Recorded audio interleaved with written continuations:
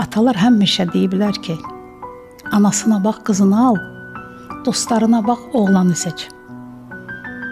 Ailə yox, dostları bilər o necədir. Bu da ana. Qızın böyüyü anadır.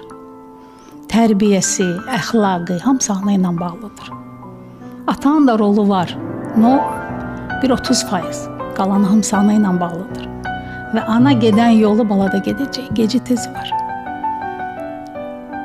Ona görə baxıb, bax keçmişdə elçiliyə gedirdilər, düzdür?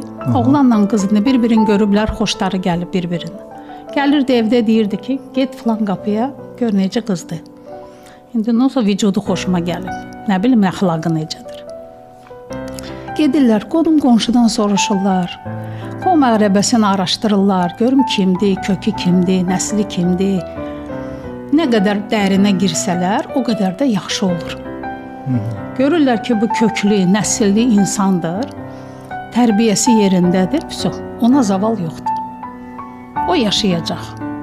Bir də ki, bu süd çayı keçəndən sonra, mən master süd çayam və süd çayı keçəndən sonra başa düşmüşəm ki, insanın evinə gərək qonaq gedəsin tez-tez. Toydan qabaq, nişandan qabaq. Niyə?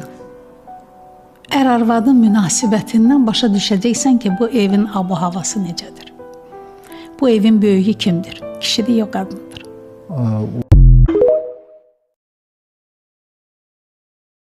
Yəni Mərsiyə deyən bir qoca nənə lazımdır ki, qoysun qabağına və televiziyaları başdan ayağa, ayaqdan başa ağlasın. Həddindən artıq səviyyəsini endirmişik televiziyanın və bugün televiziyalar nə istəyir verir, ağzına nə gəldi danışa bilir. Bir televiziyadakı hansısa bir ailənin problemini çözürük və ailəni ərlə arvadı birləşdirməyə çalışırıq və yaxud da ki, qaynana ilə gəlini mehribanlaşdırmağa çalışırıq, dəvət eləyirik ekspertlər, ailələri yox, normal həyat tərzləri yox əksəriyyətinin, ümumiyyətlə qaynana ilə 3 gün bir yerdə yaşamayıblar, özlərinin ailələri dağılıb və ailə dəyərləri aşılayır. Bu insanlar necə mənə ailənin dəyərli olduğunu aşılaya bilərlər və mənə inandıra bilərlər ki, ailə gözəldir. Yalan dünya işte senden aha geldi.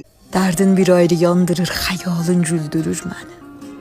Sən ağa, ata evi viran qalar, fərli oğul olmasa. Düşmüşdüm dünyaya, bəxt arayırdım. Səni görməyə.